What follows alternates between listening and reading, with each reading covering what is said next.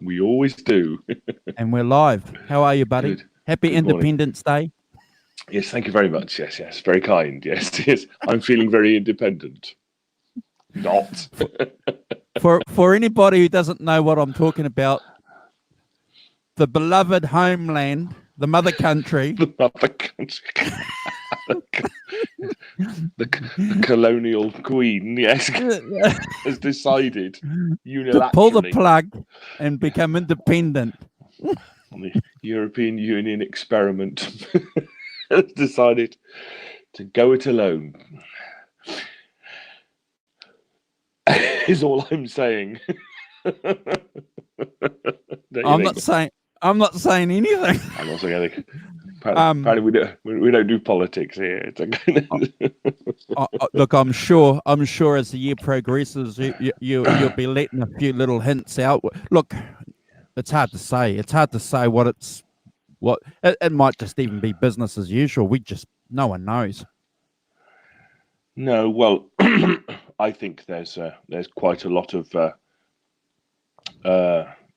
there's a lot of negotiation to be done, principally with the European Union to sort out all the trade deals and the stuff that goes around that. There's and then there's a whole lot of other trade deals to be negotiated and organised, because obviously as part of the European Union, we're part of their trade deals. So we're going to have to go and negotiate a lot of other deals as well. Now, I don't know. I don't think we're that far advanced in doing it, because I think when we're part of the European Union, you're not allowed to go out and just renegotiate things. All those trade deals with all those individual countries. One feels it's going to be quite hard work. Oh, Arvin Gaunt. Good morning, Arvin. How are you? Hope you're good. G'day, Arvin. Sorry, Arvin. We're talking politics and small p. We're going to put that aside. Look, we were supposed to have Powell on. It's supposed to be the triple threat and Andrew. The triumvirate. Or the double trouble and Andrew. Triple threat review. But our friend Carl can't make Sunday. So Simon and I are thinking we're going to take Carl at his word, and we're going to be doing Monday evenings, which will be Sunday mornings for you, Simon. Which is fine. That's okay. I've got to get up early to get the kids to school and stuff and do all of that. So that's fine.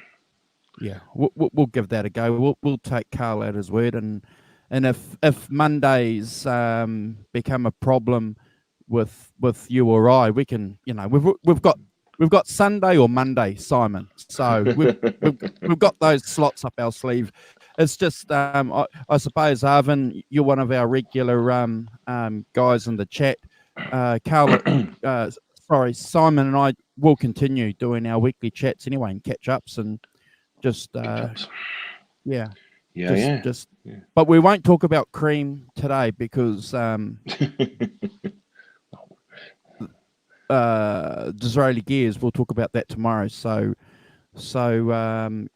I was asking Simon before we went live what he thought about, or had he read anything about Fender changing ownership or being bought out by a equities company or something like that. So Servco. So Arvin, have you heard anything? Have you got any comments you want to add in the chat about that? I'd be interested to see what that does, Simon, because if you compare Fender musical instruments, say, to Gibson, Fender are just what a flagship company, aren't they? Yes, I mean, I think although I think Gibson are really getting back on track. I think the new management seems to be, JC, Jay Clearly seems to be sorting out, gradually what was wrong with the old company, getting back to, making a whole lot of things that people could understand. I think people lost an understanding of what Gibson did, didn't they? And all that kind of, right, you can buy you can buy a Gibson, you can buy a 50s classic Gibson, and that's just going to traditional Gibson. And if that's what you want, that's going to continue, and there's going to be one of those. There's going to be a 60s one, and if you want that, you can buy them. There's not going to change, and I'm going to muck about with it. It's going to be pretty much the trad Gibson, which I think is a really good idea. Yeah.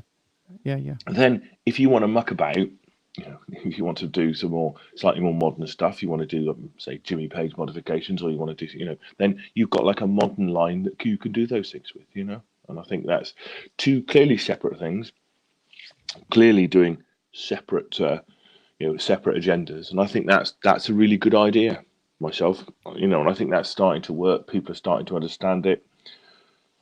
And for me, the sort of the big thing is Epiphone. Epiphone seemingly pretty smart about what they want to do, and now they've got senior management that will listen, to them, so they've changed the headstock design, and I thought the new stuff they brought out in NAMM was really cool, looked really good, providing the quality's there. I think, they'll be onto a winner. Well, what they did, and I can't prove it, but with the Epiphone brand, they looked at Fender, and they looked at the Custom Vibe Squier brand. And if you go now and Google Custom Vibe Squier Stratocasters or Telecasters, you're going to get 100 reviews from 100 good YouTubers, and they're all going to tell you, Simon, that they are great guitars. In fact, a lot of them will say that they're even better than the Fender made in Mexico Strats. I'm one of them.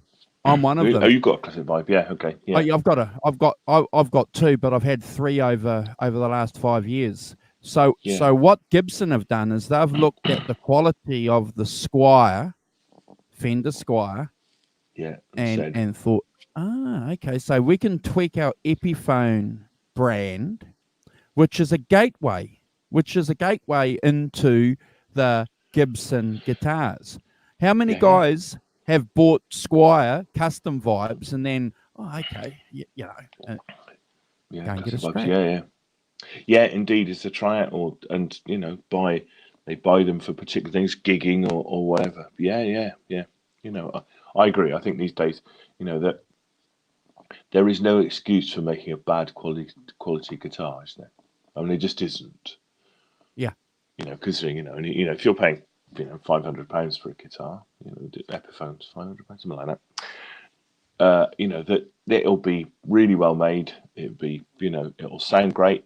You can do some upgrades if you want to, because it's cheap enough if you want to do upgrades to do. You can change pickups and things. But no. So I thought they looked really good. I thought that that getting that, as you say, those two lines. So you've got the Gibson and and it's like a sort of as you say, Fender have a guitar for every price point, don't they? You can buy a Fender guitar for £100. You can buy a Fender guitar for £300. You can buy a Fender guitar for £600. Yeah, £1,000, etc. And then you can go into their custom shop. But we'll spend £5,000 if you want. I've said this to you before, Simon. The 3 Custom Vibes I've had and currently possess 2. Out of the box, they were fantastic, Simon. Out of the box, the action, the neck, they played. Every single one of them played really well. My Casino that I bought about 7 years ago, John Lennon Casino, out of the box. Oh my God, it was a piece of shit, Simon. Oh, you had to do a load of work to it, did you? Oh, yeah, so just the quality control, and then you jump online, like a lot of us, we jump online, and then you find it. Oh, actually, I'm just one of a line of 10 miles where guys are complaining about Epiphone's quality control, but they've got that sorted, and I think they'll do really well. And also, I think the other thing about the Classic Vibe thing is that you can get a 50s and you can get a 60s, can't you? Yeah, you can get one or the other. In that, the way that now Gibson and Epiphone have now both done, you can buy a 50s Epiphone, a 60s. Yes. It's like very, very clearly organised, for the the idiots amongst us, that actually you can go along. You can go. My Strat got a 62 neck, I think, so it's got a thinner neck because I've got a very big hand.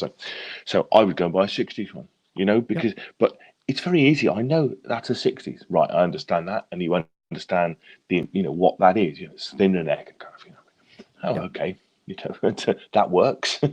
Well, again, it's clever marketing because it's a crossover category, isn't it? 50s, 60s, 70s. You sort of get a bit of an understanding whether it's a Gibson, Absolutely. Epiphone, Fender. So, if you're talking about something from the 50s, well, you're talking about Elecno 5s versus Elecno 3s or something like that. You've got a bit of an idea of the neck circumference and maybe the shape of the neck. Oh, okay. And if you're buying online, which a lot of young people are nowadays, so that makes a difference. But even having a conversation, if I say to you, I'm going to buy a 50s Epiphone, well, then in your mind you've got an idea of what that is, So clever, smart onto marketing. it. And making sure that it's easy for people to understand. Good morning, Kubrick Lover, 1972. How you doing? Hey, Kubrick. Good. Yeah, so Arvin says he wonders if it works out better for their profit that people will buy a bunch of Squires instead of one Fender. Well, I think that's an interesting point. Arvin, you might buy two classic vibes. Andrew just said he bought 3. So. But also, I think, Arvin, what it does, from what I've read and from my own experience, is it opens you up to looking at the Fender Stratocaster, which is a smart move, So you've got this middle of the range guitar, which plays really well, and then you're interested. Oh, okay, so how good then is a made in American Stratocaster? How good is Mexico, a made in Japan Stratocaster?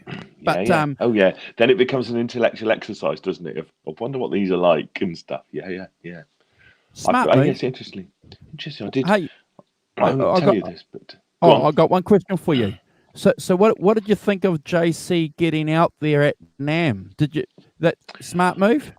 Yeah, of course, a smart move. And I think that clearly, and also his admission that Play Authentic thing was a mistake, and it wasn't. The other guy, Cesar, I can't remember his surname. Apologies. And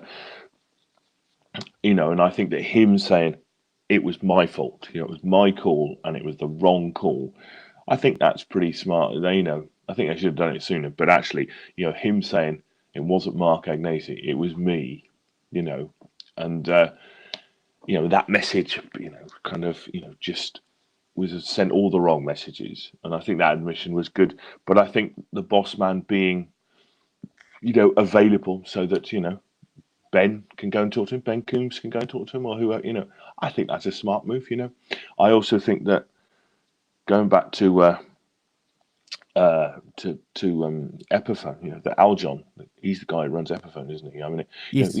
I've seen him in, I've seen him in Johnny Bean's chat, I've seen him in Tone King's chat, he obviously keeping, Ben's chats, and he obviously keeps with the, you don't have to be Paul Davids, you don't have to have 1.5 million subscribers to get his attention, and and maybe do some stuff, because smaller YouTube still have a reach and an audience. Oh, look, I think at the end of the day, I think that's clever. It loans them some authenticity, and sure, I know for a fact they're looking at sales. Of course, that's why you're in business.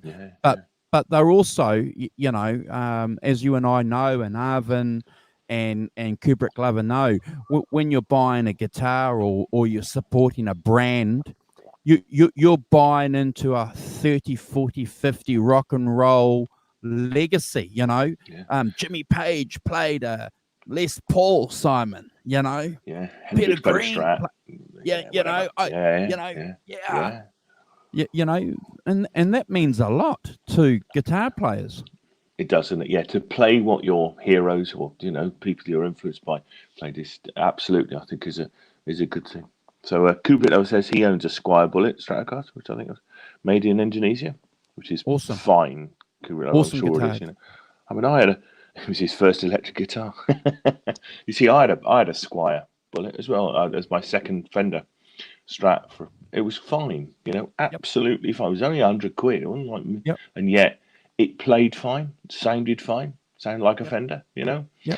No, you know, it didn't break. You know, interesting. I mean, I used to tune.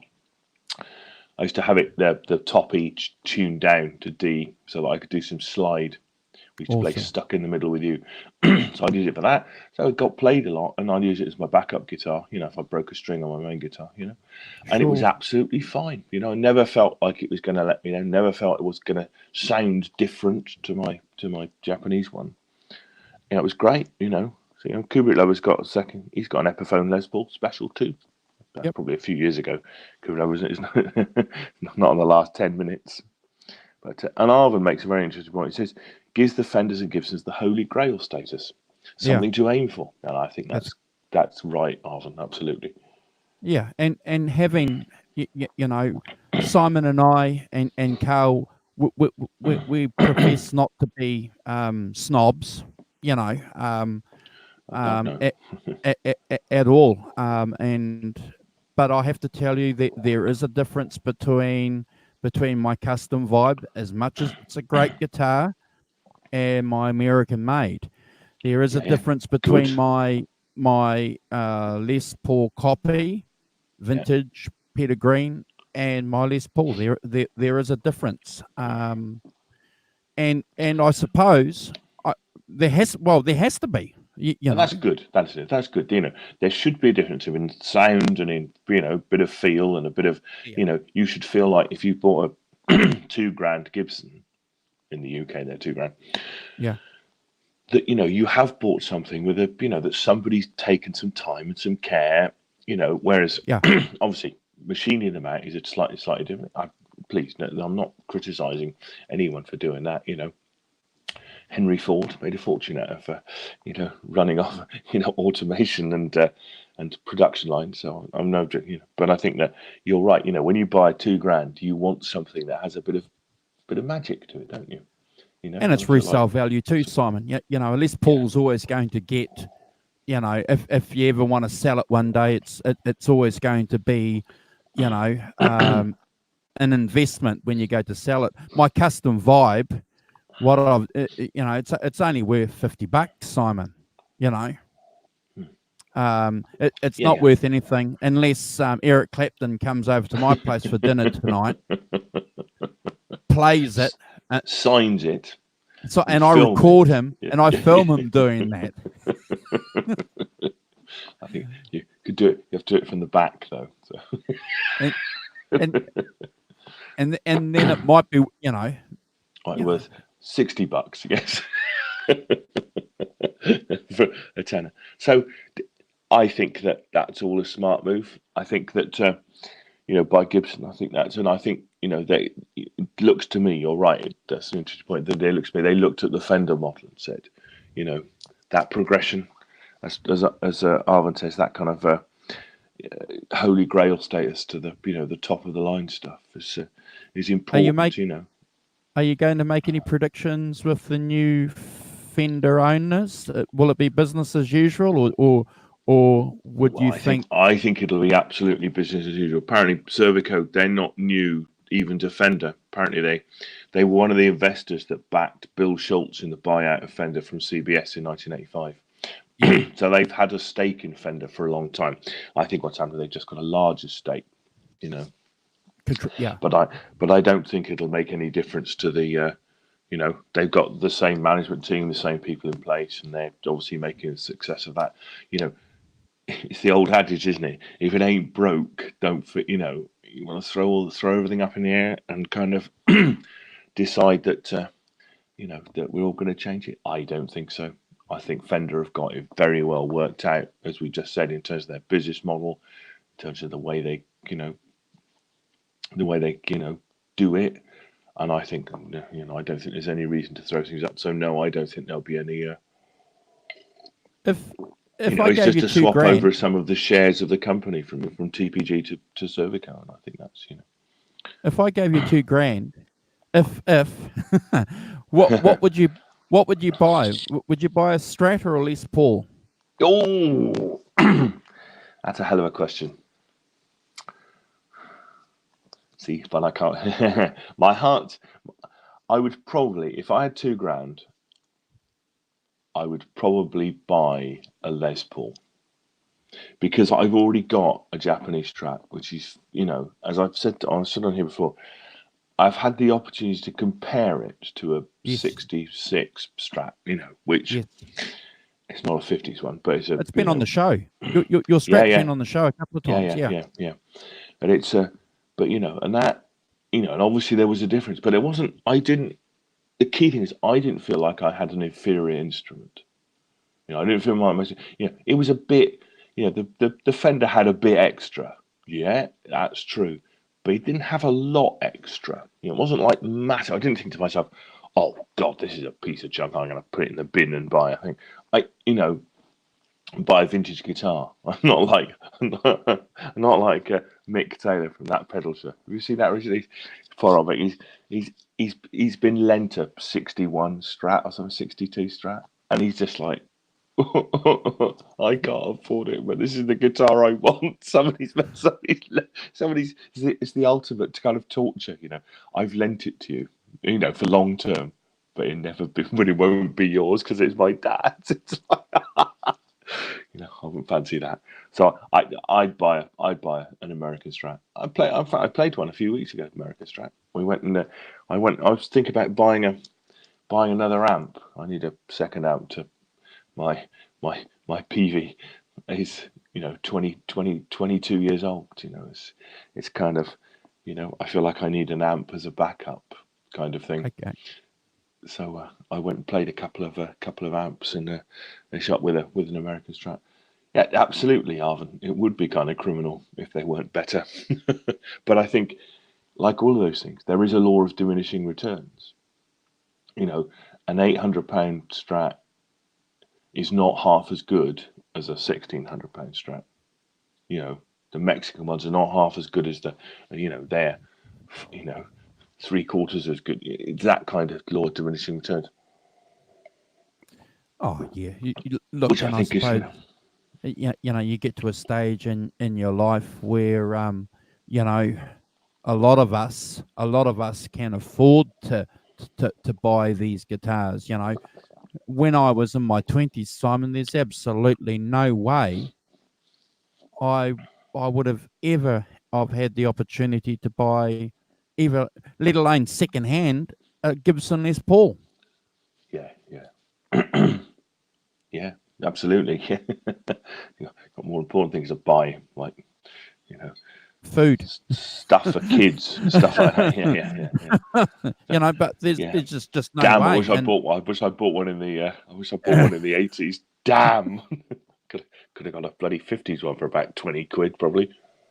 Well, yeah, no, you read these stories, don't you? You know, Clapton, when he was touring America, and all these Stratocasters were thrown in the back there because they weren't popular. And he bought these Stratocasters for like £50 or £100 for half a dozen Stratocasters. Well, that's right, and then sell them to your mates for, you know, buy them for 50, sell them for 100 quid, you know, to your mates, kind of thing, you know. Well, made money. I don't think it was Clapton, but I certainly heard somebody say was it someone like Bernie Marsden or someone like that. Certainly, that's what musicians used to do, you know, to sort of supplement their income. You know, they'd go to America with a band, you know, go on tour, not expect to make much money out of it. But what they did, as you say, they'd buy half a dozen Strats for $50, bring them back, and then sell them to their mates for 100, you know, 100 quid, you know, and you make a couple of 100 quid out of the, you know, it's a kind of profit thing, extra profit. Well, there's a guy that's been selling a Les Paul on Trade Me, which is like the New Zealand eBay. Yeah, he's been trying to sell this Les Paul for $30,000. Wow. I'm just checking to see if it's £15,000. listed, but lots of people just write and say it's cheaper for me to get a ticket to America, to fly to America, and bring back a couple of Les Pauls. Yeah. Is there anything special? I mean, £15,000 sounds $15,000. Sorry, yeah, 30,000. That sounds like it's quite a special guitar. £30,000. Doesn't sound like your ordinary. You have a look at that. So, yeah, I guess Arvin's agree with me. He had his cousin's '67 Jazzmaster on loan like that. It was hellish having to give it back. It's almost worse torture, isn't it, Arvin, than not having it at all? Having it on long-term loan, but having to give it back. Go on. Here it is. Here, I'm going to show it to you because you don't believe me. I'm going to show it to you. Here.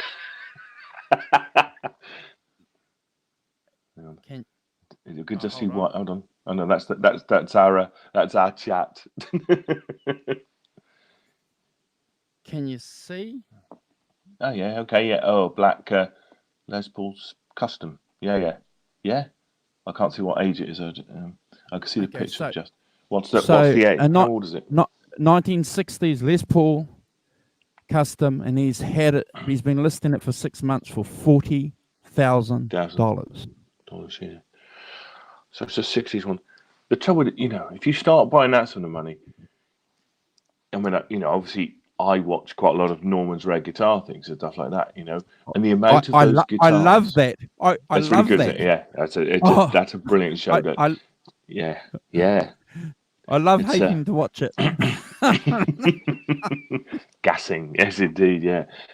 But the amount of times you see one of those guitars and they've been messed about with, things have been changed, because if you had one in the 60s, you changed stuff, didn't you? It was just a guitar. It wasn't it has no vintage vibe. It had no you weren't worried about, you weren't looking at it from an investment opportunity or anything like that. You're looking at it from, that doesn't quite work, so I'll just, classic is Ben Coombs's, his dad's 67 Telly, which he changed the pickups out of. Well, he changed the pickups out and because of the, you just got a load of noise off not very good electrical, circuits in the clubs, and it's like, I'll put in some noiseless pickups, stuff like that, and because that's what you did then with that. Now you'd be going, I don't know about doing that. And a 67 Strat, he's probably got the original still. He could put them back in, but the fact that people just did stuff to them then, and put a different pickup in, mucked about it. Oh, absolutely, and I think it's that you've got to remember that, that guitar, you're paying $40,000. You want to know. You want to know when it was made. You want to know that the whole thing's authentic. Somebody hasn't changed their neck. Somebody hasn't changed the pickups. Somebody hasn't, rewired it to do something else. You'd want to know all those things, wouldn't you? You want to be very clear. Well, for 40 grand, mate, I'd fly to Norm's and buy a guitar from Norm and come home and have some change, wouldn't you? What's good enough for Joe Bonamassa is good enough for me. When Joe Bonamassa bought that Flying V, when he wanted the Flying V, where did he go? Yeah. He went to Norm's, because he said, to make sure that this is an authentic guitar. I know that this is an authentic guitar because Norm's had it for 100 years and had it in his private stash. And, I know that it's a proper thing. And I think that, if Joe Bonamassa is doing it, Joe Bonamassa knows a lot about, vintage guitars and stuff like that. If he's saying, then I would take, as you say, I would go there and pay the extra, knowing what I got, absolutely knowing that what I'd got, that they'd taken a look at it and they could tell me that, whether it had been refretted, whether it had been, all manner of things, that can happen to a guitar. We've done them ourselves, haven't we? You take the pickups out, put different pickups in, muck about with it, They X-ray them. They X-ray these guitars too now, especially the Les Pauls. That aren't bolted on. So they X-ray them to see if they've had cracks and and headstock repairs and stuff like that. No, completely. It's and I think that these days, because if you're talking about a guitar that costs £250,000, people will be trying to rip you off about it, won't they? People will be trying to get you, trying to fake it, or trying to sell something that is 3/4 of, but not the whole thing. Had things changed, haven't it? So I think those, you hear it all the time. Peter Green, mucking about with his pickups, changing it round, kind of, because that's just what you did. Because it's a 10-year-old and guitar, accidentally found a different tone. Speaking of speaking of mucking around with guitars and fiddling around with guitars, So before we went live, guys, Simon mentioned something pretty interesting. We probably all of us follow this guy's channel. So you give the introduction on it, Simon. Well, I presume Arvin and Kubrick Lower. Did you see the Rick Beato video about string gauges and about taking a Les Paul and then restringing it with 8, 11s, 10s, 9s, and 8s, and kind of seeing about the sound and things. I was pretty interested by that. I think I normally play 10s, 10 to 46s, and I've always played 10 to 46s as a kind of standard gauge. One of the interesting things we'll get, and Andrew's got some experience of it, so we'll hear that in a minute. But just as a preface to that, one of the interesting things that I sort of hadn't quite taken in such a way, but all the guitarists in the 60s, lots in the 60s, like Jimmy Page, Hendrix, they all played 8s. They weren't playing 10s and 11s at all. They got a sound and they got a vibe and they got a playability out of those guitars using 8s. Jimmy Page was playing. Apparently, it was like the standard gauge for a long time in the 60s was 8s. It wasn't 10s. The 10s thing is a kind of 80s typical. People got heavier gauge strings, because they thought the sound changed. Obviously, it does a bit. Yeah, well, they blame Stevie Ray Vaughan. Apparently, Stevie Ray Vaughan, going one of to the instigators of 13s and all of that. The 13s. Yeah. But I saw that but video. He went back and forth, and apparently he went back. He was going back to kind of 10, later on, to be careful with your hands, kind of thing. So yeah, and he couldn't feel. He couldn't feel when he was drinking and taking drugs, and that was another reason why he needed the 13s. And when he was sober, he apparently got his feelings back into his hands. But I saw that video too, and that was a couple of weeks ago. Yeah, 10 days ago. Yeah. Okay, because it was last Saturday or Sunday. So I hopped in my van, went into the local shop and got a set of 8s. Came home, put it on my Stratocaster. You got 8s, did you? I got 8s from 10s. Yes. Right. Okay. Yeah. Because that's what Rick and that other guy. Rhett Shaw. Yeah. So I put these 8s on, and my God, it was horrible. Like pushing nothing all of a sudden. Yeah. It was just absolutely. It was horrible. So I cut them off and put 10s back on. But interesting though that you should talk about the guitarists in the 60s playing different strings. I know that Clapton, in his biography, he talks about bringing 9s back from America and giving a set of 9s to George Harrison. So I don't know what they were playing. I was under the impression they would have been playing something heavier, but you think they may have been playing something thinner? I think that in the 60s, obviously, Ernie Ball and Diodario and all those guys, didn't exist then, so you would buy what, you could buy what you could buy. But I think, yes, my understanding is that they were playing kind of 8s, maybe a round G, wound G kind of thing to sort of give a bit more. But yeah, yes, I saw that from Arvin. Totally wrong. So Arvin did the same thing too. So he went and got a set of 9s, and of course, so it's just isn't it interesting? Arvin, what did you put them on? Did you put them on a Les Paul type of guitar? Or did you put them on a Fender Strat or a Tele type? Do you know what I reckon, Simon? I think all these guitar string manufacturers all sent Rick Beato a email and said to him, "Yeah, do some strings." Yeah, well, it's quite. I mean, what interested me about that, yeah, do a string video. Yes, string theory.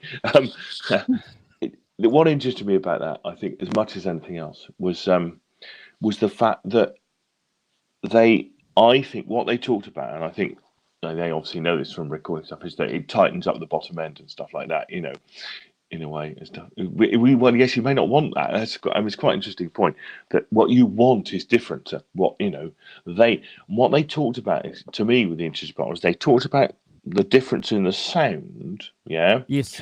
But you're right, if you go from 10s to 8s, I've not played 8s, but my Tele came with 9s on it originally. You're right. You have to get used to it because those top strings are noticeably thinner, and I think there's a tendency to overbend and kind of, you know, because you have much less to push against. So I think there's a period of you know, you went from 10s to 8s. It was like, oh my god, you know. Did it sound kind of thin to you and kind of? Yeah, horrible. Yeah, on my Strats I play 9s, and on my Les Paul and my Les Paul copies over the years I've always played 10s. But what I was fascinated by was that they said that the sound, you got a fuller sound, Simon, with the thinner strings. And for the life of me, I did not get a fuller. I don't know how they were measuring that. I don't know how, but to my ears, it just sounded like SHIT. Well, you see, I was going to sort of say that because and obviously, you know, when we think of Page or Hendrix, you know, and you don't think to yourself, well, that's a thin, measly sound, don't you? Yeah. Let's get back to normal, Arvin? Yes, get back to 10s, stop mucking about. But I agree. I think that, you know, you don't think of them as having, you know, thin sounds. You don't think of them as having, you know, kind of, you know, they are just classic sounds, aren't they? Well, and who's the? We just did a show on him recently. ZZ Top's guitarist, Billy Gibbons plays 8s. Billy Gibbons. I know. Nobody says, well, that's a rubbish sound, isn't it? So, I mean, I think that. Yeah, sorry, I'm just reading Kubrick Love's thing. I think that. Yes, that's the trouble with these things, isn't it? There's 100 too thin and trebly. See, that's quite interesting. Do you then change the EQ? Do you then put in more, you know, take out some treble and then put in some more mids and bass to kind of compensate on your? Didn't matter what I did. I turned the bass on my Marshall all the way up. It didn't matter what I did. I sat for 4 hours, 5 hours fiddling about. I played through my amp, and then I played through my aux box crank, thinking that would possibly that would work. So obviously my ears aren't Rick Beato's ears. Well, yeah, but it is interesting, you know, as I say, and I'm not, you know, I've not done it. Although I was, interestingly, it is opposite because I was kind of thinking about moving to 9s from 10s. I've got a load of sets of 10s, so it's not going to happen anytime soon. But really, on your your Chapman, I was going to try them on all of them, to be honest. Yeah, I think that, you know, that be interesting to see on the Strat as well. You know, just have a go. As I said, the Tele came with 9s, and I didn't like them that much. The 9s. Oh, okay. I'll be keen to hear what you have to say. Oh, maybe I'm going to set and put them on. You know, as I say, make sure you get a set of 10s too. I got some 10s. I'm all right. Okay. Yeah, I did the silly mistake by cutting my 10s, and they weren't that old. But I was sure though. I was sure that this was great. Oh, I'm going to get that bottom end. Bullshit. Well, I think yeah. I'm still. But what does tighter bottom end actually mean? Not really sure, to be honest. And also, I had no control over my freaking hand, Simon. It was remarkable. I had no overbending and called on missing the strings. Overbending, and it just felt like just the soft. Yeah. I think probably 10s to 8 sounds like a stretch to me. Like a big stretch. Kind of. But BB King played 8s and stuff like that. And it's like nobody would ever accuse you of having a thin, kind of measly tone. Wow. I think there's something we're not being told here.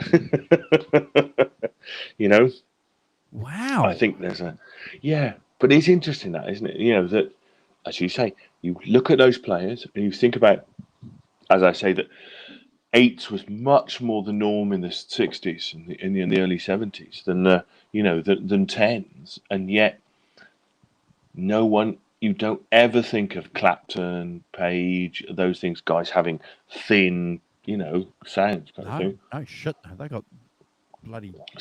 So what did they bloody do? Do they wind off the treble a bit on their guitars? Do they wind off the treble on their amps? You see, there's, as with ever these things. Rick did the test was fine. You could hear the difference. Played through the same Marshall, JCM 800, whatever he's doing. For all four of them, stuff like that. Same guitar, same thing. That's fine as a test. Yep. But you're right. You do it, and I think going from 10s to 8s is a stretch straight away. I think that you, as you say, you will find those the top E and the top B strings. Like, whoa, there's nothing there to push against, because you get so used to it, don't you, having that something to push against. Arvin's saying that he put those thinner ones on his Telecaster. I've got a Tele, and I've had a couple of Teles, and you've got to have 10s on a Tele. You can't have 9s or 8s. Yeah, funny. As I say, my Tele came with 9s, and I had them on for a while. I obviously did notice a bit of a difference because I then put 10s on it,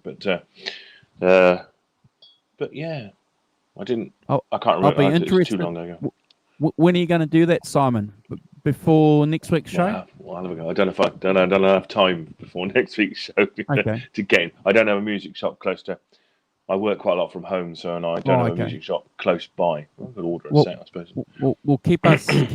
I'm just mindful of the time, guys. I've got some visitors coming over in about 15 minutes, so I've got to cook dinner for 20 and 15 minutes. I've got to do a runner, but we're on tomorrow. Arvin and Kubrick Glover, if you guys want to catch up with Simon and I, and John Smith, also known as Carl. That's yes, that's fine. Yes, interestingly, Kubrick Love says there's a video on YouTube of Steve Ray Vaughan playing guitar and his guitar string breaks and the guy hands him another guitar. That's correct. To keep playing, Yes. And Arvin says as part of the same experience, I got some flat wound 10s for my casino coupe, and I really like them, but I did have to get rid of the wound G. But I think they did. My understanding is, that they did the opposite they got a wound G in the 70s, and as opposed to a flat wound. You put 9s on that, did you? No wonder you were having trouble. Well, it's interesting that Arvin is talking about flat wounds and round. Was it round? Yes, wound G's, yeah.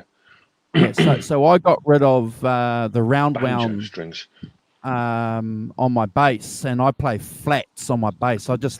And I know a lot of guys in the past have played flats because of the tone, but for me, it's not anything to do with the tone. It's just the feel. I just love that lovely, smooth feel when you're playing. But I've never played a guitar, Arvin or Simon or Kubrick Lover, with flats. So I've never played flats. No, me neither.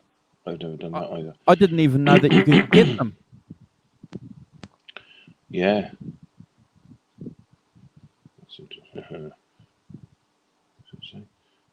As part of Arvin's experiment, he got some flat wound 10s for his casino. Oh yeah, you've read that. Yeah, that's interesting.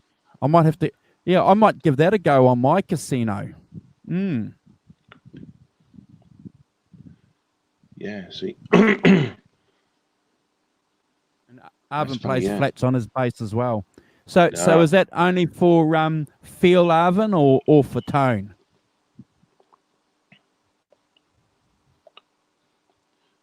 It isn't. Yeah, obviously. Do you feel the tone changes quite a lot if you changing the strings from wound stuff like that, flats to wound? Well, I'm not a bass player's asshole, Simon. So I'm admitting to nothing that has anything to do with four strings. Yeah.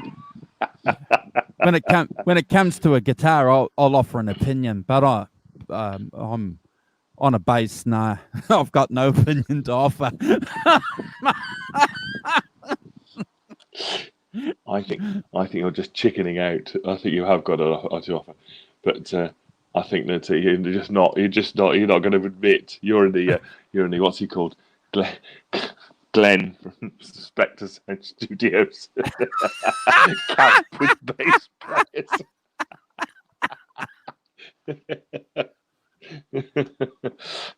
Oh dear.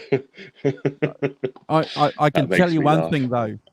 And your bass player probably tells you this though, Simon. Anyway, when he locks into the groove and he's playing in the pocket, time goes quickly. You know, you get lost and you don't realize actually what's going on. I can put a couple of jam tracks on. I'm catching up with Carl on Thursday. Thursday's a public holiday here. And so we're catching up. We're going to have a bit of a jam and spend a couple of hours. But I can, and we'll just jam for half an hour, Simon. Just yeah.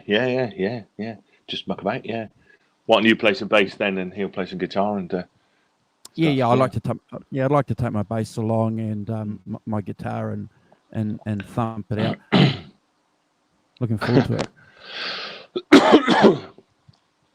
That's interesting. Yeah, I've been saying he's mostly feel, but the low strings sound a little less raggedy, sort of tighter. Ah, okay, that's interesting. Yeah. I play cheat. Interesting. Because I cheat playing that. I press my glass slide on the neck instead of using my fingers. Don't know if that particularly wears down the frets or anything. Depends if they got. Yeah. See, there's another thing. How do you know when your guitar needs a fret job? You know, I've had my Fender Strat for 32 years, 31 years, and 32 years, and you know it's got vintage frets on it, so it hasn't got very high frets on it to start with. But I don't. Nobody said, nobody else who's ever played said needs a fret job, so I presume it doesn't. But as I said, they're pretty flat. They're not. There's not a lot of sticky uppy metal. My Chapmans have a lot higher. So, I don't know. You see things you don't.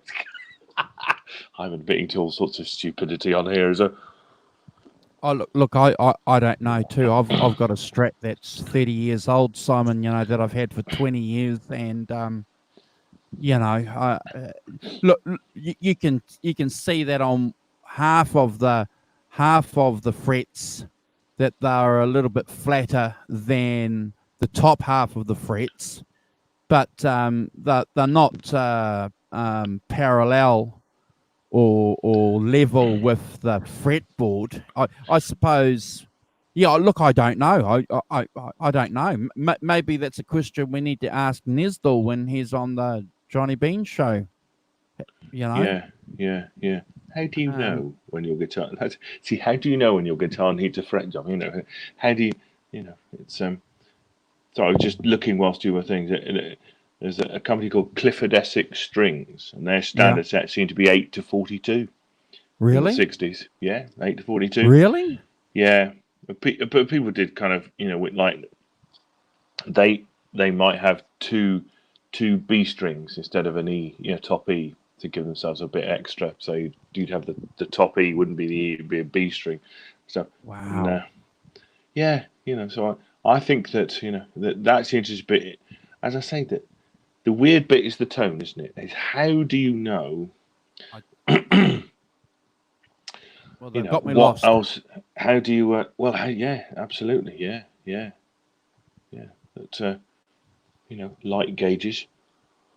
See, for me, Simon, I suppose, I don't have the technology. I've got, a computer here, and I've got a microphone. I suppose I could mic myself up recording, but there again, and an average software program.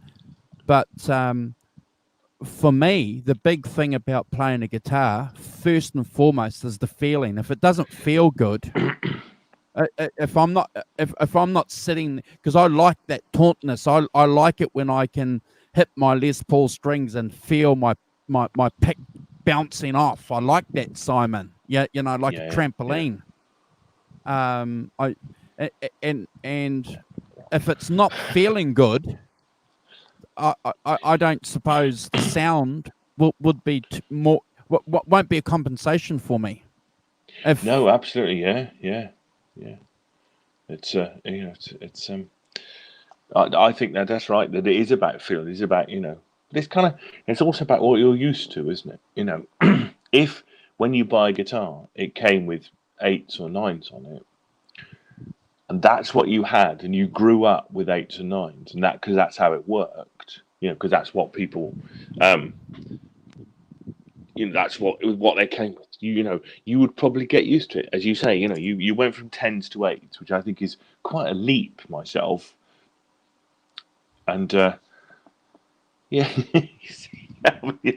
but how do you know, Arvin? You see, this is the tricky bit. Is I don't know. I don't know if I take it to Guitar Centre, Kubrick. You make a judgment about whether the luthier in Guitar Centre in your Guitar Centre is good. I would guess. I think we're all using it. I like Arvin's comment. I only heard about fret jobs for the first time a couple of years ago when I discovered YouTube. Yeah. Well, aren't we saying in the 70s, I didn't know what a setup was. I didn't know what action and intonation were. I didn't know what any of these things were. I didn't know what a truss rod was. Or a fret leveling job. Or a fret leveling, yes, that's right. Fret sprout. Any idea? Never heard of it. Never heard of any of it. All the guitars I've played I've had guitars with a bit of fret sprout, but I've never had a guitar, Simon, where I can noticeably feel the 10th fret higher or lower than the 12th. See, I feel such an idiot when I listen to people like Dave Nestor and stuff. It's like, I don't think I've ever had a guitar with fret sprout. I'm not sure if I know if it ran over it in the street. I was like, oh, Simon, you're such an idiot. It's like, how do I know if my guitar needs a fret job? I've had it for 32 years. I've played it quite a lot. Does it need I don't know. God only knows. I think there's a term guitar luthiers invented. You think they're making work for themselves? Well done. So they can charge you $50, Simon. Fret job's a lot more than that. More like 200 or 300 quid, is it? Yeah. And then what? Sorry, I'm being silly now, but then so you take it to the luthier. He says, "Yeah, you need a fret job." So what do you go for when you're having your fret job? You go 6505s. Now, I sound like I know what I'm talking about. I have no idea what that means at all. None at all. Please don't ask me. 65er. It's like, what does that even mean? So then you've got to make a choice. So I have medium jumbo frets. Do I have, sticky, go vintage, go stainless steel? I was, oh, God. I think I'll go back to ignorance. It was a much better idea. I got on a whole lot better without knowing what this stuff was about. Kubrick Glover, we're all learning. We're all learning. We're still newbies. We're all learning, and that's one of the great things about social media. It's that we can try and experiment with something. We can, go and waste $15, buy a packet of strings, and it just turns out to be. It's like burning it in the garden. Yes. Simon, one of the cheapest mods I've ever done, though. Yeah, true. Yes, yeah. You didn't need a luthier to do it. Two, you could do it. It only cost you $15 for the strings and 5 minutes of your time to do it. True. So in terms of it was well worth it. Yes. In terms of guitar, but I mean, Cooper, I'm 61. And I'm only in the last 5 years. Oh, no, a bit more than that. Have I really learned anything? I've taken my guitar to to some guys to set up a lot of the last 20 years. My Strat, some guys, and they set it up, put strings on it. I used to do it, once a year, trying to set my guitars up once a year, maybe. The recommendation is twice a year.